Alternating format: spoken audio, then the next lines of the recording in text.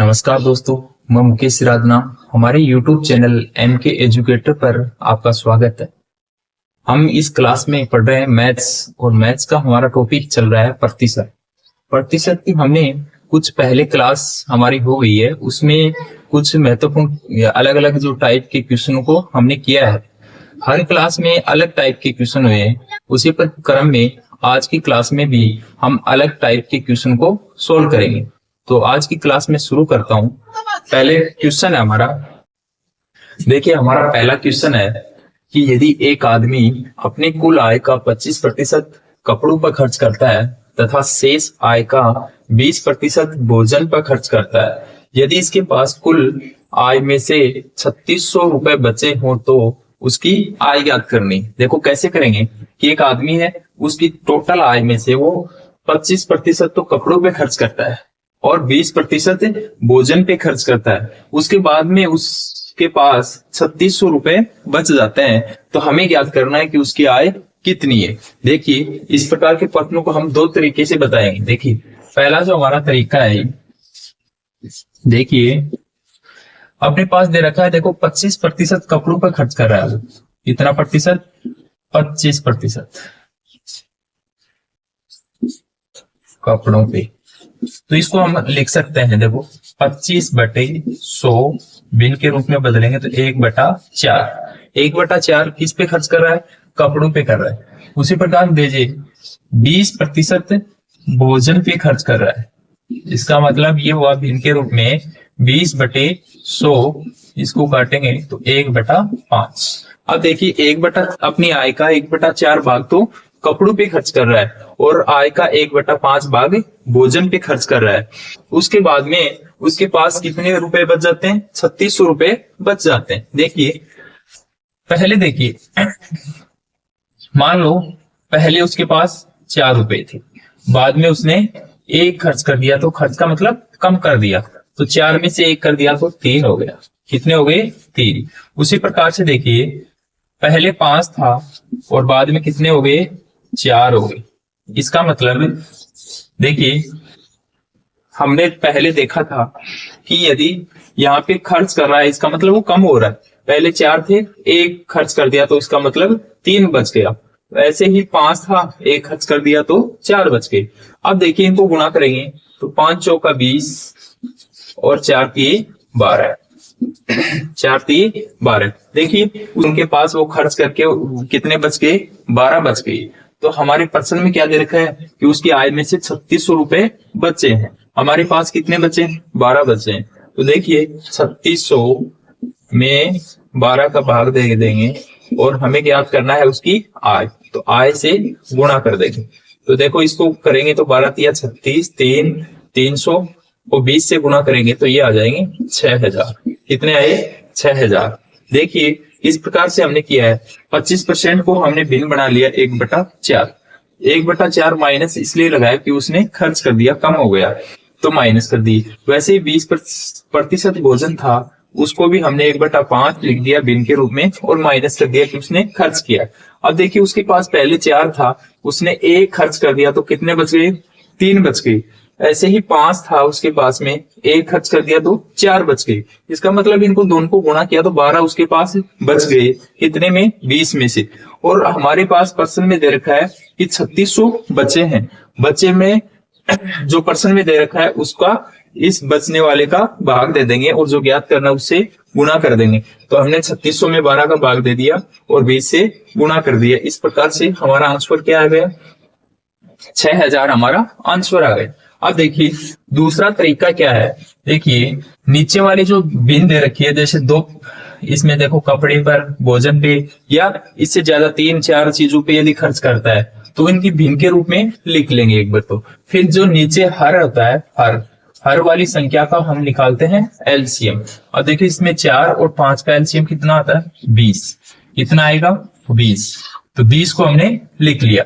अब देखिए 20 में से 25% कपड़ों पे खर्च किया, तो यहाँ पे देखो 25%, देखिए इसका जो एलसीएम आया वो 20 आया। 20 में से देखिए 25% कपड़ों पे खर्च कर रहा है, इसका मतलब 25% खर्च करेंगे तो कितने बच गए, 1/, इसका वो करेंगे तो कितना हो गया 5। तो 5 तो किस पे खर्च हो गया, कपड़े पे खर्च हो गया। इसके पास कितने बचे, इसके पास 15 बच गए, यानी 20 में से 5 खर्च हो गए तो कितने बच गए, 15 बच गए।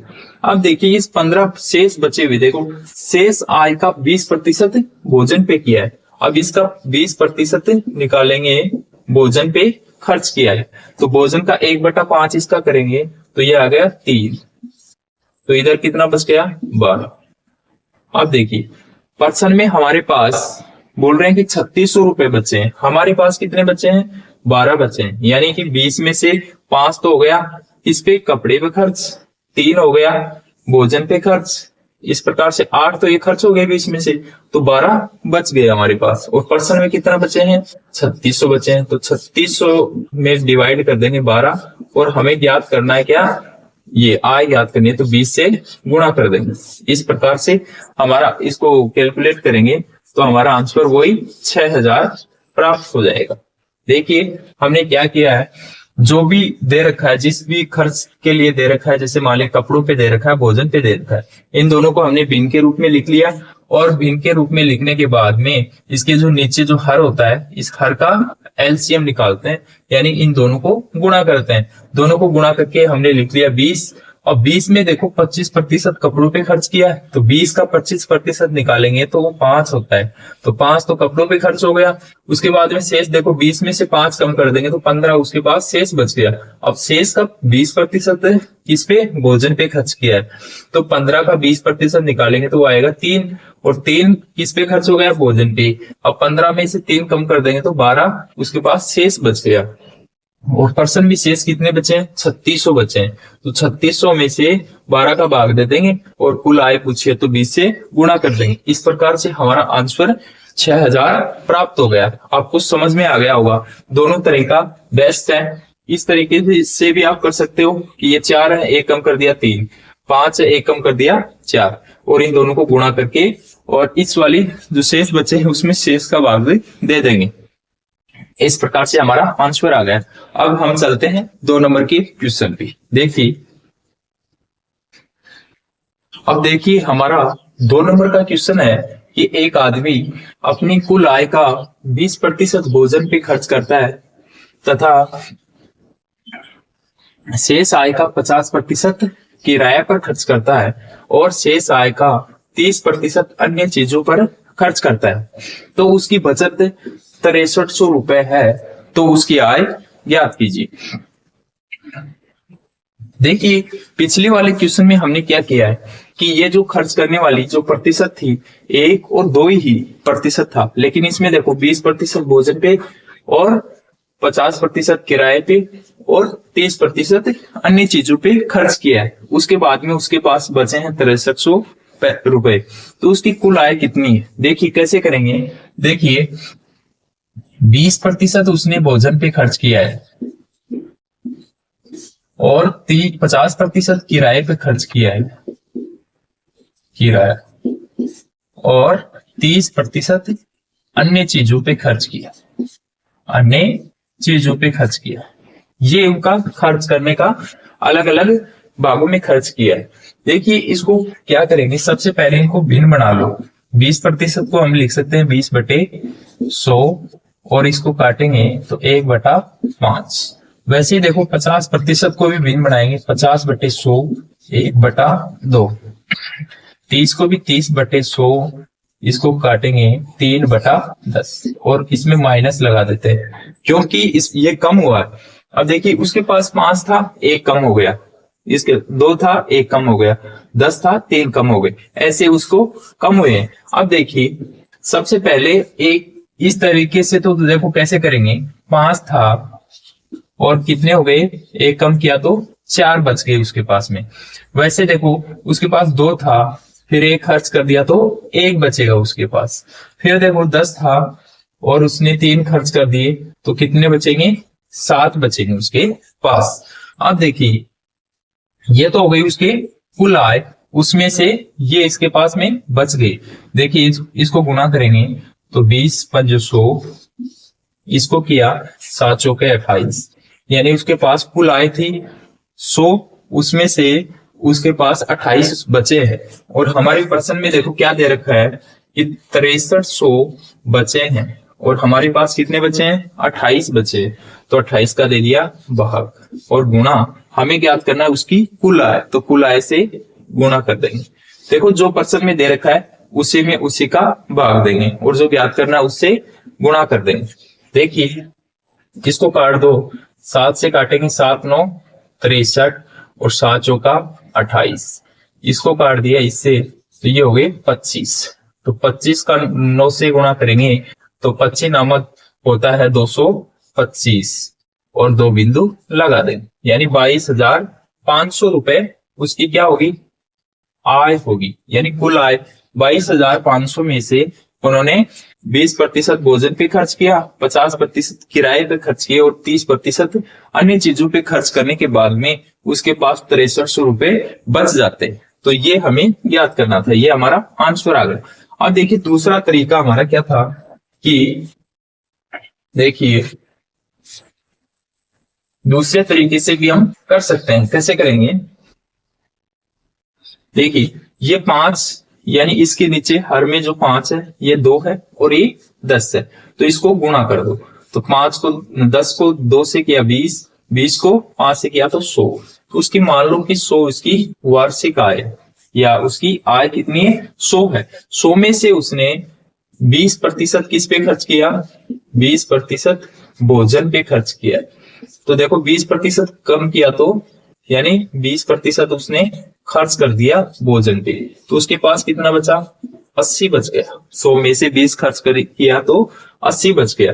अब देखिए 80 में से उसका 50% किराए पे खर्च किया है, 50% किराए पे खर्च किया है। तो 80 का 50% कितना होता है, 40। तो कितना, 40।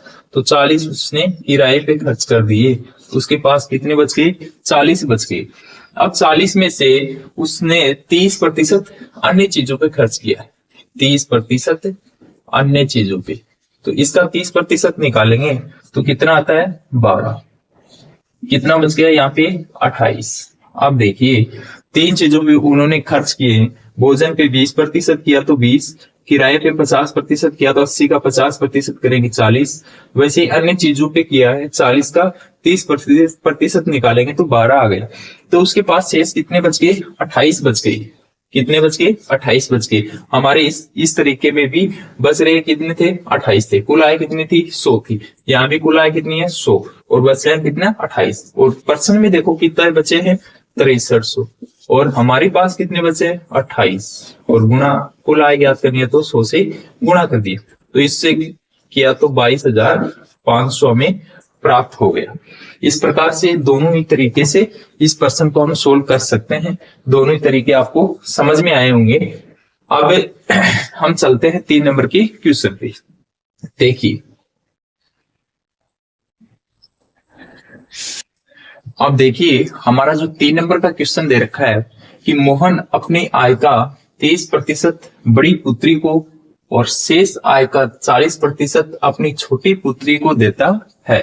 शेष आय को वह अपने 3 पुत्रों में बराबर बराबर बांट देता है। यदि प्रत्येक को 672 रुपए मिले हो तो बड़ी पुत्री का हिस्सा ज्ञात करना है। देखिए मोहन अपनी आय का 30% बड़ी पुत्री को देता है और शेष बचा है उसका 40% अपनी छोटी पुत्री को दे देता है। उसके बाद में जो शेष बचता है उनके जो 3 पुत्र हैं उनको बराबर बराबर भागों में बांट देता है। यदि प्रत्येक जो पुत्र को दिया है उसको 672 रुपए आते हैं तो बड़ी पुत्री का हिस्सा कितना है, ये हमें ज्ञात करना है। देखिए सबसे पहले क्या करेंगे, 30% किसको मिला है, बड़ी पुत्री, तो इसको लिख देंगे 30/100, बिन में बदला तो 3/10। वैसे ही देखो 40% मिला है छोटी पुत्री, यानी छोटी बेटी को कितना मिला है, 40 मिला, 40%, 40/100, इसको किया तो 2/5 इनको मिला है। अब देखिए नीचे जो हर है इसमें है 10, इसमें है 5, दोनों को गुणा किया यानी एलसीएम निकाला तो कितना आया 50। 50 मान लो कुल उसकी आय है, किसकी, मोहन की। उनमें से देखो 30% किसको, 30% बड़ी पुत्री को, यानी 50 का जो 30% निकालेंगे तो कितना आया, 5 दिया 15, तो 15 आ गया। 50 का 30% 15। अब उसके पास कितने बचे हैं, 35 बच गए।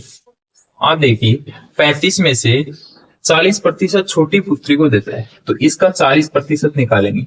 40% छोटी पुत्री को, तो देखिए इसका 40% निकालेंगे तो कैसे निकालेंगे, देखो ऐसे निकाल लियो, 35 इंटू 40/100, एक बिंदु से एक बिंदु हुई, 5 से काटा 5 संता 35 और 5 दूनी 10, 2 से 2 कैंसिल। इसका मतलब कितना आ गया, 14 आ गया। तो इसके पास कितने बच गए, अब 35 में से 14 घटाए तो कितने बचे, 21 बच गए। कितने बच गए, 21 बच गए। अब देखिए उसके पास टोटल आए थे कितनी, 50 थी, उसका 30% निकाला तो 15 आ गया। 50 में से 15 कम किया तो 35, 35 का 40% छोटी पुत्री के लिए है, तो इसका 40% निकाला तो 14, 35 में से 14 कम किए तो कितना बच गया, 21 बच गया। ये तो हो गया छोटी और बड़ी के लिए। फिर देखो 3 पुत्रों में बराबर बराबर भागों में बांटता। अब इसके कितने पुत्र हैं, 3 पुत्र हैं, तो इसका 3 भागों में बांटना है इसको। ये 3 भाग हो गई। अब इसको बराबर बराबर भागों में बांटेंगे, 21 है, 21 को 3 से डिवाइड किया तो कितना आया, 7, यानी एक पुत्र को 7 हिस्सा आएगा, तो 7 7 हो गई। तीनों को बराबर बराबर भागों में हमने बांट दिया। अब देखिए यदि प्रत्येक को कितना, 672 मिले, यदि इन प्रत्येक को कितने मिले हैं, 672, 672, 672। अब देखिए प्रत्येक को कितने मिले, 672, हमारे पास कितने हैं, 7। अब देखो ज्ञात क्या करना है, उससे गुणा करना है। देखिए ज्ञात करना है कि बड़ी पुत्री का हिस्सा कितना है। मान लो बड़ी पुत्री को कितना मिला है, 30%, हिस्सा कितना है, 15, तो ये 15 से गुणा कर देंगे। इस प्रकार से इसको भाग दे देंगे तो 7 9 63, 4 बच गए, 7 6 42, तो ये आ गई 96 इंटू 15। अब इसको गुणा कर लेंगे, 96 को 15 से, 5 30, 9 5 45 48, और ये हो गई 0 14 असल 1 13 1 14, तो ये आ गए 1440 हमारा आंसर है। ये बड़ी पुत्री का हिस्सा हो गया। यदि छोटी पुत्री का हिस्सा पूछता तो हमें 14 से गुणा कर देते, और उत्तर का हिस्सा तो पहले से दे रखा है कि प्रत्येक को कितना कितना मिला है, 672 672। अब देखिए एक बार मैं फिर से बता देता हूं।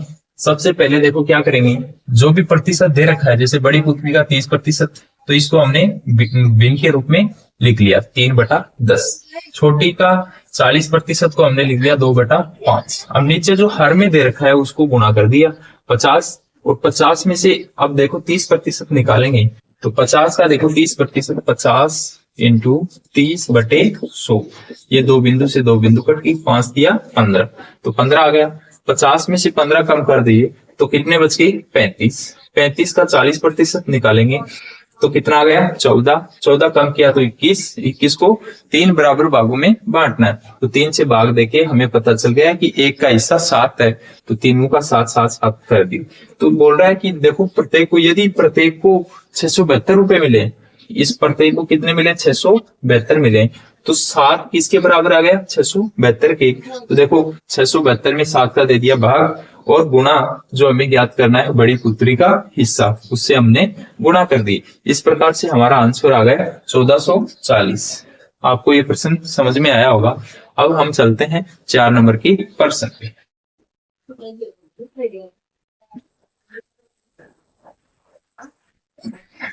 अब देखिए 4 नंबर का हमारा क्वेश्चन है कि 20 केजी ताजे तरबूज में 96% पानी है, कुछ समय बाद इसमें 95% पानी रह जाता है, तरबूज का वर्तमान वजन क्या है। देखिए एक तरबूज है, उसमें देखो 20 किलो ताजे तरबूज में 96% पानी है, ये जब फलों से संबंधित यदि प्रश्न है तो इसमें देखो कुछ समय बाद में जो पानी का वजन कम हो जाता है।